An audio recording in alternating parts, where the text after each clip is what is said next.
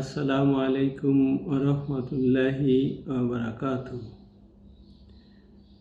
আজ বুধবার 12 নভেম্বর 2025, 27শে কার্তিক 1432 বঙ্গাব্দ এবং 20শে জমাদিউল আওয়াল 1447 হিজরি।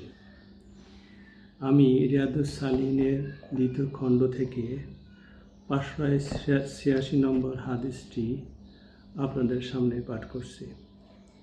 হযরত আবু হুরায়রা রাদিয়াল্লাহু আনহু থেকে বর্ণিত, রাসূলুল্লাহ সাল্লাল্লাহু আলাইহি সাল্লাম ইরশাদ করেছেন, তোমাদের কেউ যেন মৃত্যুর আকাঙ্ক্ষা না করে, কারণ সে যদি নেককার হয় তাহলে সম্ভবত তার নেক কাজের পরিমাণ বেড়ে যাবে,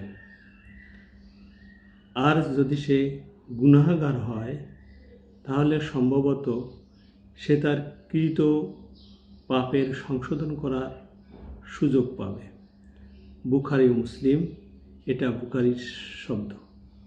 মুসলিম শরীফের বর্ণনায় রয়েছে, হযরত আবু হুরায়রা রাদিয়াল্লাহু আনহু থেকে বর্ণিত, রাসূলুল্লাহ সাল্লাল্লাহু আলাইহি সাল্লাম বলেছেন, তোমাদের কেউ যেন মৃত্যুর আকাঙ্ক্ষা না করে, আর মৃত্যু আসার আগেই যেন তার জন্য দোয়া না করে, কারণ মানুষ মৃত্যুবরণ করার সাথে সাথে তার আমলও বন্ধ হয়ে যায়।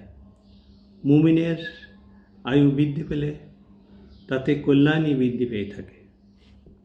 আল্লাহ তাআলা আমাদেরকে হাদিসটা আমল করার তৌফিক দিন। আমিন।